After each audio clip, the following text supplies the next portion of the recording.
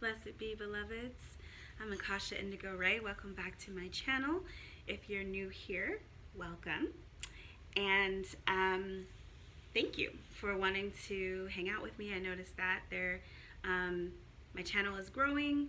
I am a little channel here, but it is growing, and I appreciate all of you who want to connect with me and be on this spiritual, eclectic, witchy journey with me. And thank you for all of your comments. I do read all of your comments, so I'm very grateful for those who have shared parts of your journey with me as well. I'm on YouTube because I wanted community around these practices, and I felt a strong calling to share parts of my path because I had received so much from this platform. So thank you. Today I wanted to wish you a happy summer solstice. Blessed Litha. I hope your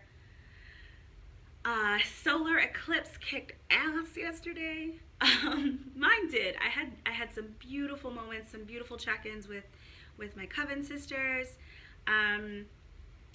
with my ancestors. I got an Ifa reading from a beautiful sister, beautiful Iyanitha, that is an Ifa priestess, and her name is Iya Funlaya, and she also has a channel here on YouTube. I will link her channel in the description bar below if you are interested in checking out her incredible channel. She shares a lot of information about specifically African traditional religious practices of the Yoruba, of the Ifa path, but a wealth of knowledge, a wealth of information there as well, and the reading was incredible. I highly recommend her if you are interested.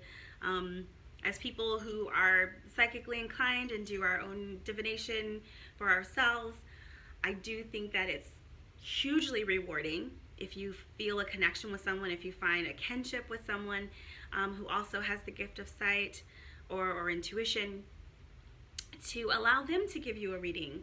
It just helps to tap into some other kernels that may be out in the universe for you, that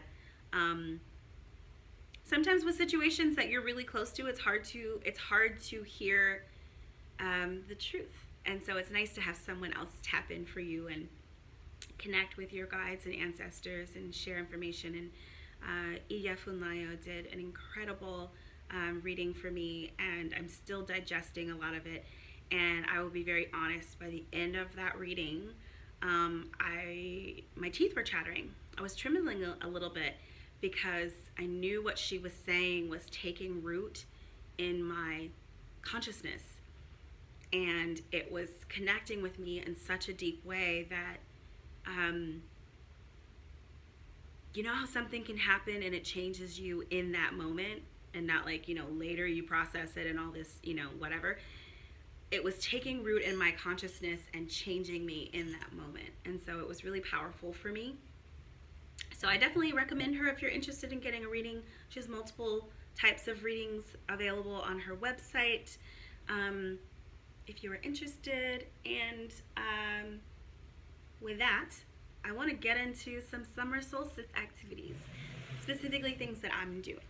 So we are sitting in front of my Sabbat Altar, and I do have an intention going here. I'm not going to tell you what it is, but I have a little intention going here. And I dedicated some flowers to Oshun because I do feel like she's been coming through very, very clearly and very engaging with me in a very vocal way. And so I wanted to put some flowers to recognize the season where we are here on Litha. And just the gold ones really jumped out at me as, a fitting offering to the Orisha of love and sweetness and sensuality and seduction and beauty and all those things that as women sometimes we, speaking only to women in this particular moment, sorry guys, but as women sometimes there can feel like there is this this divide where you have to choose whether you are going to be strong and capable and as capable as the men folk, you know, if you're going to bring in a type of womanhood that is empowered and has a strong stance and, you know, is not doing all those flowery things. And then there's the other womanhood that is, you know, sensual and sexy and seductive and bright and floral and like the softer things, right? And there's a myriad other archetypes of femininity, but I've been challenged a lot to be in the sensual nature of womanhood, to feel comfortable with being sexy or being somebody that appreciates and celebrates beauty and sensuality. And I always celebrate those things, but maybe not so much in myself. You know, I grew up around a lot of Christian folks that are more fundamental, and a lot of things that were about celebrating the self were considered to be, you know, egomaniacal, or you are self-obsessed if you celebrate things about yourself or your own body. And it can lead you to this space of denying the body as, you know, the house of the goddess, right? The womb of the goddess, when you are in too much denial of your own, you know, nature. And it's one of the things that I actually really loved about Wicca, is that there is a huge emphasis on celebrating the feminine nature and celebrating the goddess and bringing in that sensuality and that strength of womanhood and marrying those things, that the goddess is both life-giving and life-taking, that she is the empress that's, you know, all of nature and it's flowering, and she's also the high priestess that maybe is a bit more stoic and intellectual and intuitive, but she's also the water, and she's also, you know, the sprouting tree, right? That there's all these different beautiful representations of the goddess, and we can find whatever resonates with us as an archetype. And it's interesting that a lot of my witchy practice, I have worked with goddesses that are, you know, based at the crossroads, or that are warriors. And I just have this drive towards goddesses or towards the divine feminine that has celebrated kind of everything other than sensuality and sexuality and seduction and the feminine wiles. And I hadn't worked with love goddesses. This is the first time in my life when I actually really am diving into that in a deep way. Even my first connection with Oshun was more about love in terms of relationship, and finding relationship that felt like it was the right partnership for me. You know, Oshun, bring me a lover, bring me a bride, bring me a marriage. And even wanting children and connecting with her more from the space of wombness. But I hadn't dived so deeply into, you know, her aspect of Ibukole, which is the goddess of seduction, and sensuality, and the way the water can make you feel so, there's this essence that comes out of the water when you stand in the surf and your toes are digging into the sand and the water is just slapping on your legs. water just makes people feel sexy. And feeling sexy has nothing to do with sexuality, with actually being sexually engaged. It's more about celebrating the body as not only the home of the divine, but the space from which divinity flows. And it can flow in all of these different ways. And one of them is attraction and sensuality and the nature of the body and the being that invites beauty and longing and sweetness and joy, and just how nice it feels sometimes to hug someone, and the way someone's skin can feel touching yours, and all of that is sensual, right? Sensual comes from the senses and celebrating the things that we take in with our senses, and that includes our own body and our own visage. So this Litha, I am celebrating sensuality. I'm celebrating beauty. I'm celebrating connection with the divine mother and the divine feminine in general, that is more of receptivity and the expression of calling in, attracting what we want. And I'm doing that in a couple of different ways. So I put out a fairy offering out back, and I just set up a cute little space for them, in keeping with this idea that this is the day when, in the Celtic path, that the trooping fairies are, out and about and picking up offerings. And so I put some milk and honey on a beautiful dish out there for them, and I left some berries, some strawberries and blackberries, and I lit a purple candle for them, and I'm also charging my pendulums, because that was also a suggestion from Ia Funlayo, that I really develop my divination.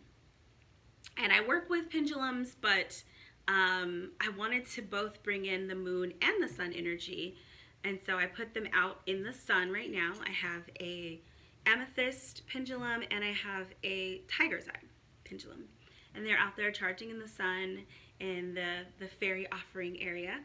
And then when we come to the evening, I will let them charge in the moonlight. So that's kind of the first summer solstice activity that I got into this morning, was just kind of inviting, well, I've already invited the fairies, but just kind of reiterating that they are invited to be here in my home and around my space, and saying, hey, I appreciate your inspiration and the beauty that you bring, and all the flowers that are springing up, and the rose bushes, and I've got hydrangeas growing, and I'm working on my plants. Here, I'll share with you. This is Lola. That's Lola. And Lola is a sword fern. And I just got her a couple of weeks ago, and I've been talking to her every day and keeping my kitties away from Lola, because they are very curious about her and they like chewing on her leaves, so I have to kind of stop it. So yeah, just kind of saying to the Fae, hey, I'm, again, just sending you some love and some gratitude for making your presence known around my home.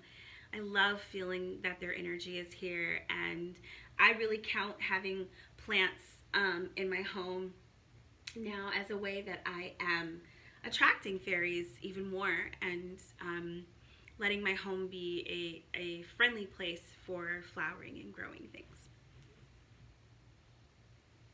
I just felt the most interesting sensation go down my left arm.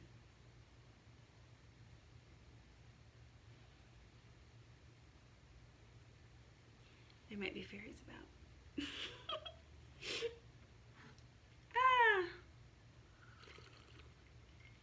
I'm having some, this is black mint tea from Yogi Tea, and I just made it as iced tea. I might make some sun tea later, but for now I'm just enjoying that tasty treat. Yes, so the next thing that is on my list to do, in keeping with, you know, connecting with my ancestors and, you know, really welcoming their messages and what they have to share with me, I did something that I had been wanting to do for a very long time. So I got a subscription box to the Witch's Roots, and I'm sure there are tons of people here who have these subscription boxes. I have been watching other folks' channels and reviews of them for a long time to decide, you know, did I want the Witch's Moon or the Witch's Roots or the Witch's Bleh. But this one just kind of called to me and I went with it, and this is the second box that I've received. I got it for June, and it's so perfect. I'm sure they, you know, realized what they were doing, but it's so perfect for Litha. So I'm just going to share a couple of things in this box just in case you've been interested in getting a subscription box. That's how I figured it out, so why not also share what I got in this box. So this is the June box, and it's all about psychic sight, which is perfect for summer solstice. It's a great time to do divination, to tap into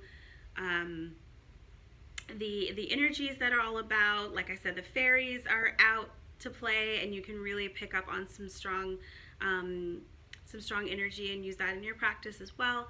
So this box is all about psychic sight, and a couple of things that came in the box that are super cool is I got this pouch of mugwort, and mugwort is great for attracting lucid dreaming, vivid dreaming, dream journeying. So mugwort is really great for visions and any kind of like astral traveling you want to do. So my plan for this mugwort is I'm going to brew a tea, and I'm also going to burn a little on a charcoal disc when I get ready to lie down and do some meditation, and yeah, just really call in an experience with the ancestors that were trying to come through very clearly yesterday, to come and talk with me and share with me what they are wanting to tell me. Also in this box, and I'm realizing you get one of these in every box, is a beautiful beeswax candle, and these are like handmade and wrapped. I don't know if you can see that they are. You can see the core. This is so beautiful to me, and it's got this like purple shimmer at the bottom. Isn't that beautiful? It's a very dark purple. It looks gray on screen, but it's a really dark purple. And I will be lighting this and doing a very specific call in to my ancestors. It also came with, this is so cute. It came with an amethyst mini wand. How dope is this? It's like a little fairy wand. I am going to be using this. I'm probably going to put it on my third eye when I'm meditating, on my Ajna chakra, to just help. Amethyst helps with psychic visioning, with tapping into whatever your highest psychic gift is. So for me, I am clairaudient. I'm also clairvoyant and clairsentient, but clairaudience and clairsentience are the strongest for me right now. And so placing this on my third eye will help me to really hear and discern the voices and the messages that are coming to me, and also help to feel what is in my presence, what's coming, like just now feeling that shiver go down my arm. So I'll be using this as well in my journeying today. And it also comes with this psychic sight oil. This is a big thing of oil, and there's tons of herbs in there.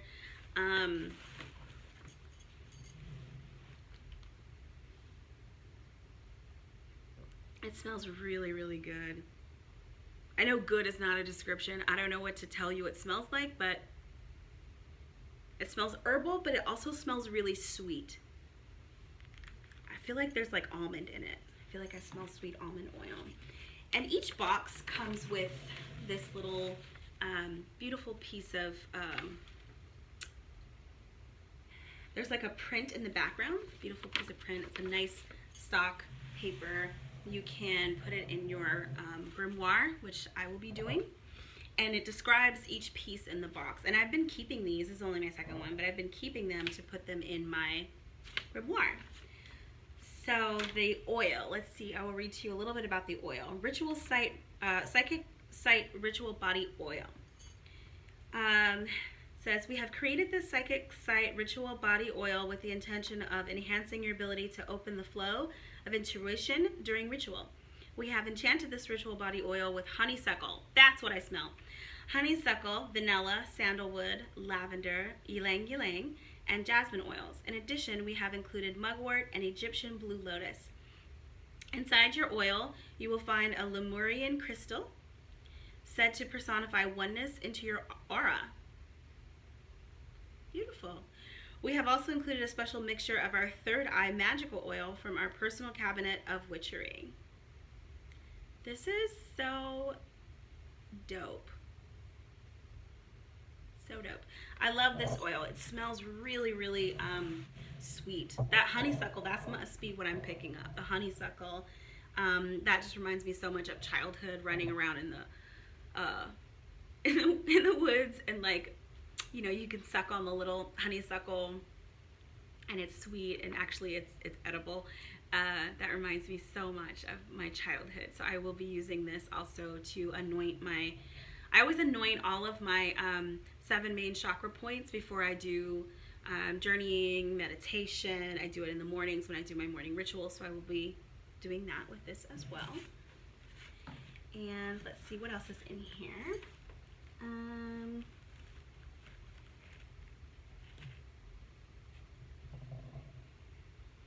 Patchouli Ritual Rope Incense. Now, I've never used Ritual Rope Incense, but it smells great. And from what I've been reading, it's supposed to be more natural for your respiratory system to be breathing in. It's always good to have a window open when you're burning strong incense, but it smells really soft and really natural. And I like it. I like it. So I'll be burning these as well. And what does it say about that? This very unique incense is made by hand through a process that involves rolling and twisting incense into small braided form. As you allow the smoke of this incense to waft throughout your space, allow your spiritual mind to venture through faraway places, bringing a feeling of wonder and excitement. Light the red tip of one piece of rope incense, blow out and place within a fire-safe bowl. So that's really great. And okay, just a couple more things. So the this other piece that they gave me, which is really great. This is the Psychic Site Amulet. Isn't that great? Now, this is not something that goes with my style in the way that I'd be wearing this out, but I definitely will wear this during my ritual this evening, and I'll be sleeping in it to help attract. Oh, it's already doing some pendulum efforting. Now, full disclosure, I have already run this through incense to cleanse it, because I just do that anytime I receive any kind of jewelry or talisman or anything like that. So I guess it's already trying to talk. So this is a Psychic Site Amulet. They call it coin pendant. So a Psychic Site spell coin pendant. And it reads, this wonderful spell coin comes from the brilliant Christopher Pinsack. Okay, we've read his books. Christopher is a witch, healer, writer, and healing practitioner.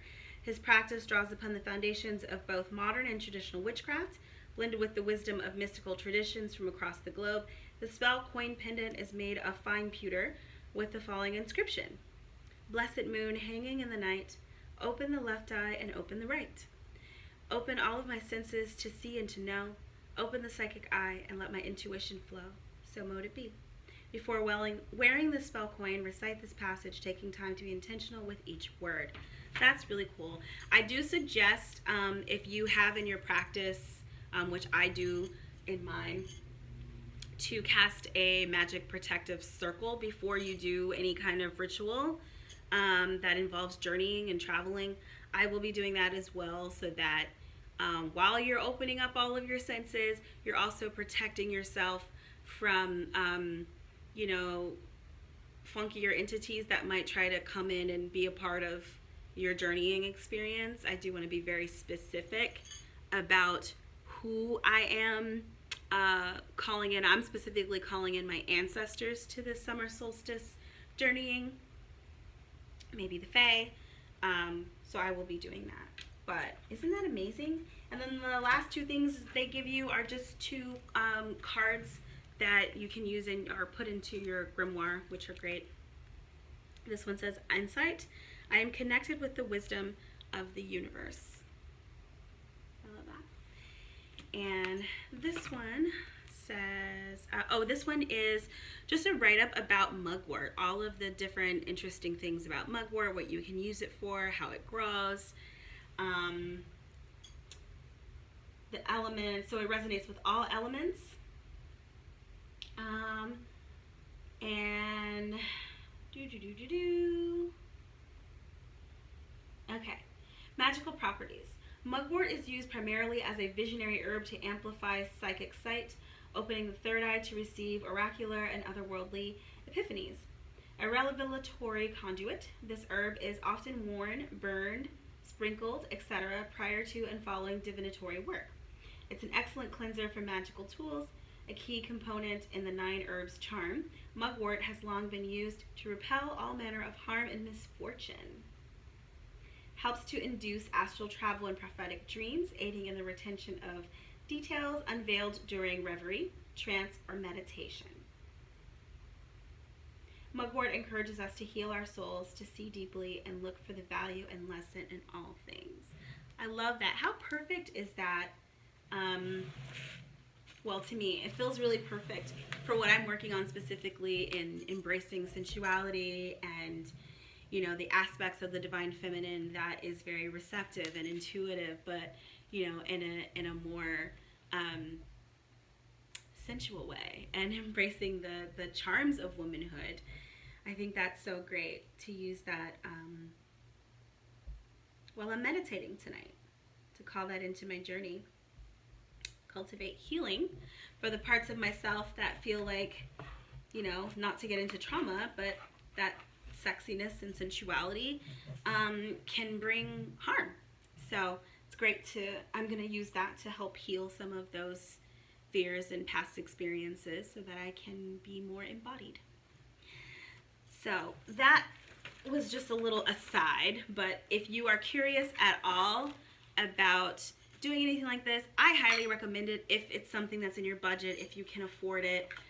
There are 3 different tiers. I won't get too far into that. I'm obviously not sponsored by the Witch's Moon. I just think this is a great option when you are just wanting some new ideas to bring into your practice. I specifically wanted some new ideas with Sabbath celebrations, and so that's just been great so far to have those. So to close out this video, I wanted to share with you a poem that I channeled after meditation with Oshun. I'm dedicating this to the summer solstice and to the solar eclipse we experienced. It's called Cancer Rising. I remembered. I was born on the moon a long time ago. I danced with a mother when there were waters upon her shores. I bathed in her silver locks and laughed with my sisters. Undines. We played songs upon the lapping foamy sea, singing with her soul in a trance. I watched as her heart was broken, body stolen. I watched her tears fall down in oceans of wailing that found new homes upon a faraway little newborn planet. We followed her trail, gave up gills and tails to be born of a new womb, retracing Mamiwata's steps. We are witches here, healers, shamans, poets, muses, still in her service, remembering, waking up, dancing in the rain, resting toes in the surf, listening for her voice calling us home again. I am the mermaid who has grown legs, still echoing songs to weave a love spell. For what is this earth without sweetness? Breath and stone, the sacred flame of purpose, whisper of the divine in the humming underneath machines. There must be the sweetness and salt, tears of joy and forgiveness, eruptions of laughter as splashes of children break the white noise. We are the daughters of water, born of Mother Moon's dust, nixies shrouded in flesh, birthing her in our cauldron, in our children, remembering we are her cauldron.